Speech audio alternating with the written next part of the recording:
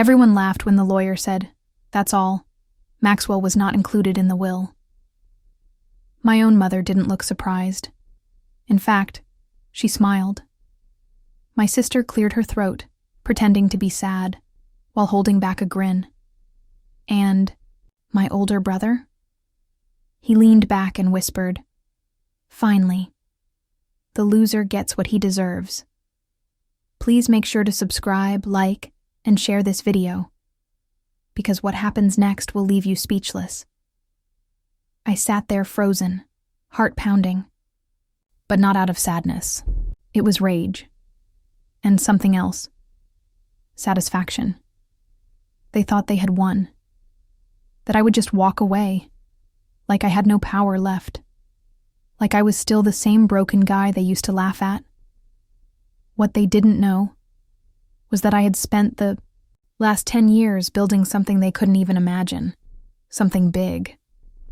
While they partied with Dad's money, I worked 3 jobs. While they slept peacefully, I coded through the nights. And while they gossiped about how I'd never make it, I bought land. I bought silence. I built my revenge brick by brick. I stood up slowly. All eyes turned to me. The lawyer looked confused. My sister raised an eyebrow. "Maxwell, I'm sorry, but..." I cut him off, calmly. "No need to apologize. I'm not here for the will. I'm here to correct a few technical details." And then I placed the file on the table. Nobody blinked. Not yet. Inside that file were the deeds to the house they were all living in. The company shares they didn't know Dad secretly sold before his death. And a signature, my father's, giving me controlling rights over everything they were fighting for. My brother laughed nervously. "What is this, some joke?" But the lawyer's hands were already shaking as he flipped through the documents. "Where did you get these?" he asked, eyes wide. "I bought them," I said. "Years ago. When you all stopped checking on Dad. When you left him alone, and I didn't." And then I paused. Just long enough to let the silence crawl in. Their smiles were gone. Their faces? Pale. And me? I hadn't even shown them the biggest card yet. Maxwell stood still as everyone froze. The silence was loud. His older brother Nathan's face turned white, while Aunt May blinked like she'd seen a ghost. Even the lawyer shifted uncomfortably in his seat. Maxwell placed the stack of property deeds on the table, calmly, almost too calmly, like he'd been waiting for this moment his entire life.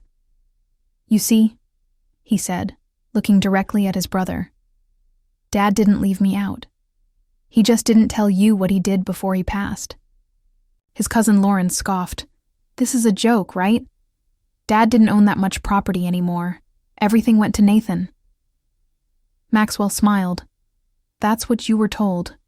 But 3 years ago, when Dad got sick, he quietly transferred everything he had into a joint trust. Not in his will, but in a trust that I manage." Nathan stood up, his voice rising. "That's a lie. I handled Dad's estate." "No, you handled what was left of it," Maxwell cut in. "The properties he bought with me weren't under his name anymore. They were part of the Maxford Trust, and I've been building it since the day you all told me I was useless." Nathan's voice cracked. "There's no way—" "Oh, there is," Maxwell replied, sliding a single document across the table. "Check the signature. Dad knew what he was doing. He knew how fake your concern was. He told me everything. Even about the birthday dinner you threw behind his back just to talk about selling the lake house." Nathan picked up the paper with shaking hands, scanning it. His lips moved silently as he read. His jaw dropped. Aunt May leaned in to read over his shoulder, and her eyes widened in panic. Maxwell leaned back. "For 3 years, I kept quiet. I watched you all fight over scraps, while I expanded Dad's empire. You laughed at me for living in that tiny apartment. That was my strategy. Keep low. Keep building." Lauren's voice was now a whisper. "You mean You're in control of all that now. Maxwell locked eyes with her. Not just in control. I own it. Every acre, every rental, every commercial space. And I didn't come here to brag. I came here to tell you, you're all officially trespassing. This house? It's part of the trust, too. The room exploded. Nathan lunged for the papers. Lauren started crying, and Aunt May demanded to speak to a lawyer. But Maxwell stood, unbothered, as if he had planned every second of this. Don't worry, he said coldly. I won't kick you out today. He turned around and walked toward the door, letting that last sentence hang in the air like a thundercloud. Then, just before stepping out, he paused, turned his head slightly, and whispered, Next time you try to erase someone, make sure they're not the one holding the pen. Outside, the air felt lighter, like Maxwell had just stepped out of a suffocating box and into his own skin for the first time in years. He took a deep breath, watching the sun begin to dip behind the trees. Inside, chaos still echoed through the windows. He could hear Nathan yelling, Aunt May frantically making a phone call, and Lauren sobbing into her expensive coat sleeve. But Maxwell wasn't angry. He was done. As he walked to his car, a modest, beat-up sedan that no one ever thought twice about, he pulled out his phone. There were 3 missed calls and 1 new voicemail. It was from Mr. Patel, the construction lead on one of his newest development sites. Hey Max, just checking in. The Riverstone complex is officially complete. All units leased. Congrats, man. You're on fire. Maxwell smiled faintly. No, one in that house had a clue he'd just finished a 22-unit luxury property 2 towns over. To them, he was still the failure younger brother. But out here, he was something else. Suddenly, the passenger door opened. Maxwell jumped slightly, then relaxed when he saw her. Rachel, the only one from the family who had ever stood by him. His cousin, the quiet one. The one who everyone ignored, at family dinners. You really did it, she said softly, slipping into the seat beside him. I did.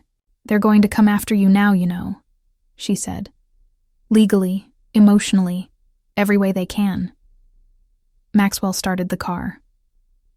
I'm ready. Rachel looked at him for a long moment. Why didn't you ever tell me? He turned to her, finally letting the mask slip. Because I needed someone in that house to still look at me like I wasn't a threat. Like I was still me. She smiled sadly. You've always been more than they saw. Maxwell glanced in the rearview mirror. The house was getting smaller. He didn't even feel the need to look back. So, Rachel asked, what now? Maxwell stared ahead at the open road. His voice was calm, certain. Now? Now I show them what it really looks like when the underdog builds the empire.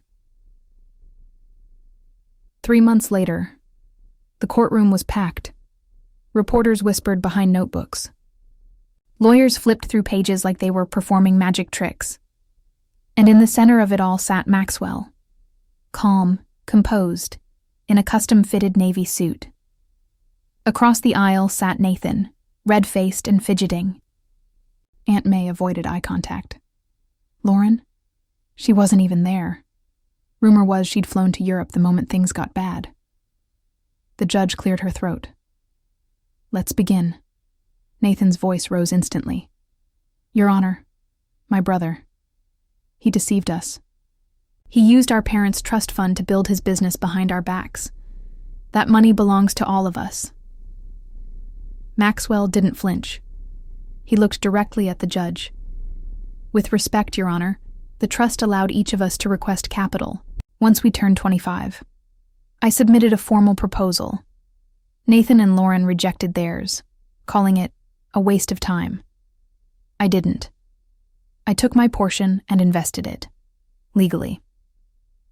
The judge reviewed the documents in front of her, tapping a pen thoughtfully. And the trust was divided equally, correct? Yes, Your Honor, Maxwell replied. Nathan jumped up. But he's rich now. Shouldn't we get something? He tricked us. The judge stared over her glasses. Being underestimated is not fraud, Mr. Whitmore. A silence fell over the room. Then the judge spoke again. This court sees no grounds for financial misconduct. Case dismissed. Maxwell didn't smile. He simply nodded, the quiet dignity of a man who no longer needed validation. As he walked out, reporters swarmed. Mr. Whitmore, is it true? You're now worth over $30 million? What's next for you? Maxwell paused. What's next? Building something that lasts, without needing anyone's approval. A familiar voice called from the crowd. Rachel. She handed him an envelope. He opened it. Inside was a business proposal, co-signed by her and an up-and-coming tech startup. I want in, she said with a grin. Let's build the next empire, together. Maxwell looked up, eyes clear, heart steady. This time he wasn't the underdog. He was the storm.